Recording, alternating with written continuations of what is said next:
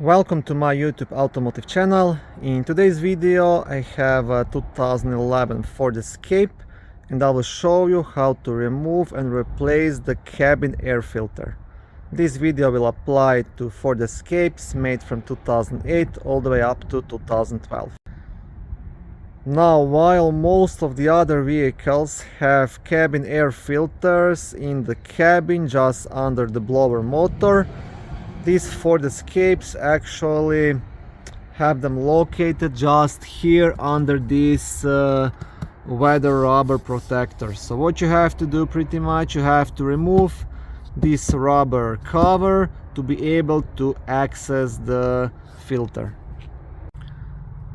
So all you have to do pretty much is remove these trim screws which are holding this plastic cover, and then you can just lift it up.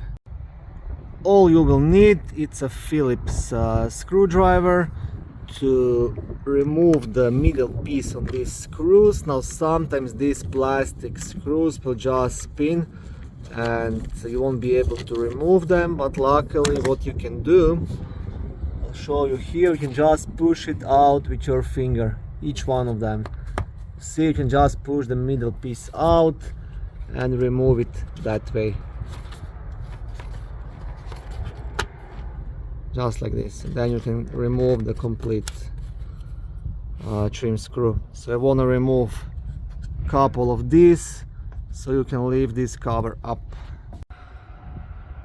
Once you have a couple of these guys out, this will become loose, but to remove this piece you will still have one metal pin right here which you also have to disconnect. So you pretty much just want to pull it out, no big deal to it, you just have to disconnect it so you can remove this complete assembly. So once this side is disconnected, like I said, you don't have to remove this complete plastic cover, just this passenger side portion. You just have to lift it up, and now you can access the cabin air filter box cover, which is this piece right here, which also just pops up, and just under it right here there is supposed to be your cabin air filter. Now this vehicle, my Ford Escape, doesn't even have it. I will install one. It's like 10 bucks. You will also often find that there will be no filter inside here because people are just too lazy to have it replaced every 5,000 kilometers or whatever.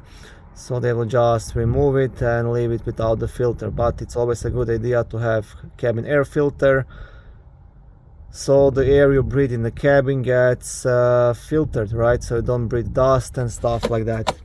So this is how you can do it. You don't have to pull this cover completely out. It's held just by a couple of clips. So just can just lift it up, put the filter in and close it back down, and that's pretty much everything you have to do.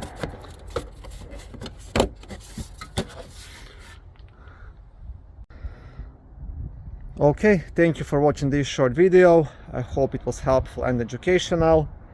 If it was, please like it and consider subscribing to my YouTube automotive channel.